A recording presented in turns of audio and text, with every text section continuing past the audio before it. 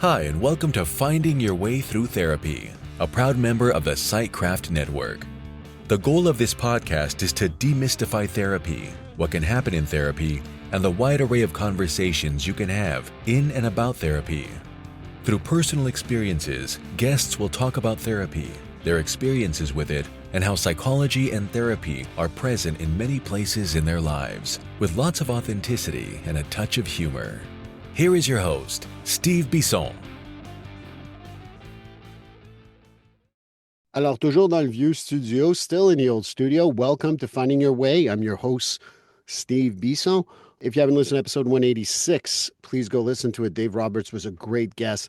Really enjoyed our conversation, so go listen to him. We talked about grief. We talked about resources. We talked about a whole lot of different things, including his book, so go check it out. But episode 187, as we do this transformation to more of the things that I kind of work with, the people I would like to work with, and the stuff that I want to do, including grief, trauma, and coaching. But this one's going to be about my first responder stuff. And what I mean by that is that I actually don't do peer support myself because I'm not a peer. I've never served as a police officer, firefighter, EMT, paramedic, dispatch. I've certainly been in the field with everyone, but I am not someone who served in that type of environment, so I can't be a peer. A lot of people have asked me about peer support systems and what's in place. So I can't talk for the country. I can't even talk all that well about Massachusetts. I do know some resources, but let's start talking about what it is and what it isn't. So the first thing I'm going to do is talk about the definition of peer support. These are trained individuals who are in the same profession as the individuals that they serve, who provide support to their colleagues who are experiencing both professional and personal difficulties. So in other words, it's people that you know that have been there, done that, and have a few t-shirts, so to speak, and are peers. They're not mental health professionals. They are not doctors. They are not anything else but your peers. And they've had a specialized training. I looked it up, depending on where you're at in the country, trainings are anywhere from 24 to 40 hours. You can get specialized training, including becoming a crisis intervention stress management for a little more hours. I think it's an intensive 24 for a weekend for many of them. But I'm going to really try to stick to peer support because peer support has so many advantages. And I wish that there was more literally support and use of them because I think that would be beneficial. Sometimes, first responders, again, if I'm breaking a wall, you can kick my butt. But first responders, they like to talk to me. They don't mind the ones that I get to know.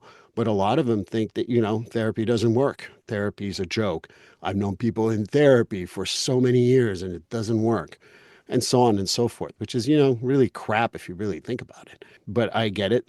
So you want to go to a peer, maybe they'll understand you better. So what does a peer do? Well, one of the things that I feel happens is that there's a connection, instant connection. I'm a professional.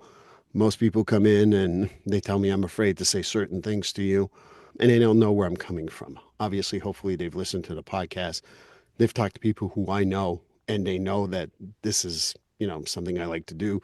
And not only that, I know the difference between expressions versus reality. And I've worked long enough in this field that, I have some collateral experience with all this. But anyway, just throwing that out as the work I do, including the group I run. And if you ever are interested, let me know. Just contact me here or email me. Everything's available online through my website. So let's talk a little bit about peer support. What are the pros and cons of it? The first thing that I would say is the pros is confidentiality. So peer support people typically have to maintain confidentiality of the story that's being told to them. That's hard, like I can't remember, my firefighter friends will be angry listening to this podcast that I didn't remember. But how to start a rumor is telephone and tell a firefighter. So that confidentiality goes a long way in those particular cases. And obviously, I don't know if I believe that, but I certainly know that a lot of people have said that to me about telling people at the station. So keeping that confidentiality is important. Why do they get to do confidentiality? But they go to that training, like I said, 24 to 40 hours, give or take, I should say. Very helpful for individuals to get that training. And they have links to resources, not only from the training, but they get to know the resources in the community. I have a few peer support systems that call me and say, hey, do you know someone who can work with someone in, I don't know, let's say a town I've never had a referral to, Florida. Massachusetts. Or, hey, do you know someone who does ADHD evaluations? Knowing these resources come from peer supports and very helpful. The other example is that they can be proactive. What I think that means is basically if they see something, they can, at the station, they can kind of pull them aside and talk to them. And knowing that they're the peer support person, that really helps. We don't wait till it gets worse. Once you get to my office, so to speak, as a professional, sometimes there have been signs that people either didn't act upon or didn't want to really address. So that gives us, gives the peer support person a lot more advantages than what I do. And I'm a big fan of that. Obviously, there's cons. And, one of the cons is that they don't have a professional training like me. And not that I'm saying that I'm better than anyone. That's not it. That's not the point. But we do have techniques. We have stuff that we learn over time with experience, also not only from our books, because books can teach you so much. That's the nicest way I can put it. But that plays a factor. And obviously, being a peer, sometimes you come in with a bias. My bias is to, I do know a little bit about the profession, obviously, working with first responders for over 20 years. However, the point is that I don't know everything, and I bring, kind of blank slate. Sometimes we bring a bias when it's coming from our particular peer that comes from our station or where we're at. So that plays a factor. I know the other part that has been told to me is that people are concerned to go to a peer because of confidentiality. They don't think that it really is a confidentiality. The whole, telegram, tell a cop, tell a firefighter or whatever plays a definite factor in all this. I think that sometimes peer support people are very trained, but it can also become an emotional burden. I have a few people who call me that are peer support type of people. And eventually they're like, there's so much need. What can I do? And you can hear they're exhausted. And, unfortunately, there's not a lot of resources available for first responders. We're getting significantly better. I'm part of a group that hopefully in Massachusetts in particular, we're going to be able to expand. But at the end of the day, it's hard, right? To have all those resources. We have limited partials. In Massachusetts, we struggle with having just mental health. It's usually the treatment centers for first responders in particular has substance abuse components, not mental health. So that plays a factor. There's also a stigma. I talk about stigma all the time. There's always a stigma in regards to getting help. And who's going to see me go see the peer support person? What are they going to say? I think that can happen, but there's certainly times where I feel like it can be well received, but unfortunately, some people also see the person go to a peer support person in their fire station, at their police station, and they kind of go, oh, well, it looks like they need some help. So there's a stigma that comes from that. There's also a limited scope of what they can do, right? They can't force any treatment. They can't do anything. There's a scope that is very that is very limiting. And it's also a funding issue, right? Some places, I think, pay for peer support people to pay them a little more. But ultimately, the pay is also, and the funding issue is really a different ball game. And something that I've talked over and over again, comes from my good friend, Sergeant Jay Ball. We need a cultural shift. Do I feel that there has been, over time, chiefs, lieutenants, captains, deputies who have made that shift and have believed in peer support, helping others, being proactive? And sure. Do I think that there's still a huge stigma and the cultural shift hasn't changed? One of the things that I've heard before and not too long ago is, well, I survived this long without having peer support or going to therapy. Why would you need something? So I don't know. The cultural shift is definitely something that's needed. I'd like to get into a few more details and kind of like going, big difference between SISM and peer support and talking about those. But let's hear a word from free.ai.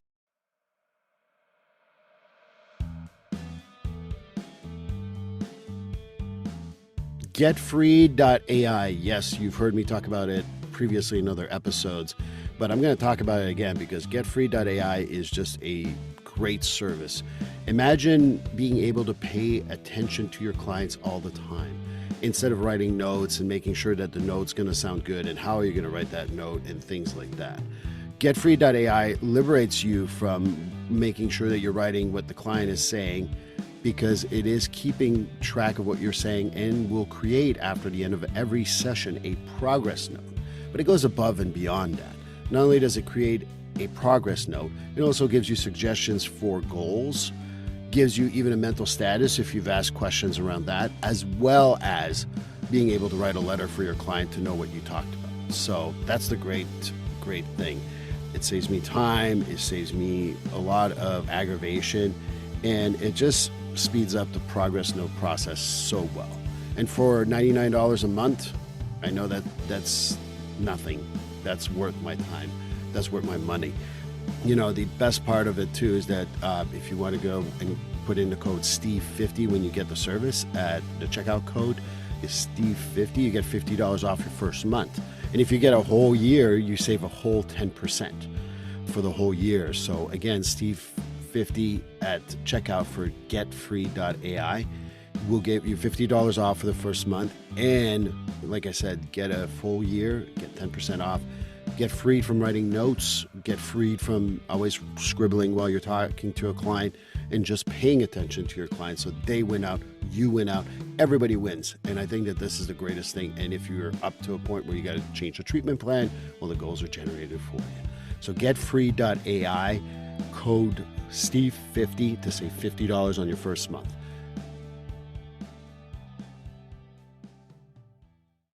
So one of the things that I talk about too is resources, the limited resources. One of the things that you can use is 1-800-COP line for police officers, in particular law enforcement. COP line is available nationwide 24/7, and they can probably help you. That definitely helps to get something like that. For firefighters, there's the IAAFF, or the International Association of Firefighters, who have been very helpful to me, by the way. Not only have they trained me on different things, they also have helped me get people placed when I had to do so, and they've helped me across the country, right? So not just in Massachusetts, they're available in many different places. I don't want to name those places, but the IAAFF is very helpful. Some that I'm not so familiar with, but I'm going to throw it out. The International Association of Chief of Police have really started to really push the peer support system. And that's where the cultural shift has started to be taking place and is really helpful. So hopefully they're doing a whole lot there too. And then there's the National Association of Emergency Medical Clinicians that have made a lot of efforts in order to train and help and support peer support systems across the country. So these are great things. If you want to look them up, they're probably available online. I'll try to put in all the links to them. And if you don't get the links, again, direct message me. I'll give them to you. Like I said, my experience is usually with IAFF, and they've been supportive of me since the beginning. So the differences with the crisis intervention stress management versus peer support. So for those of you who are not aware of CISMs, or critical incident stress management, there's also CISR, response, stress response. So critical incident stress response, or that really helps to have all that. I think that those are beneficial for so many people, and I really enjoy them. But sometimes CISMs, they have some pros and cons there too. So let's talk about those things a little bit here, because I think it's important to tell the difference. So the first thing that you need to know is the peer support is very informal. You go in, you talk to the peer support person. You don't need an appointment. You can talk to them. They can be proactive. You can be proactive, and so on and so forth. So that's kind of how it goes. CISM is much more formal.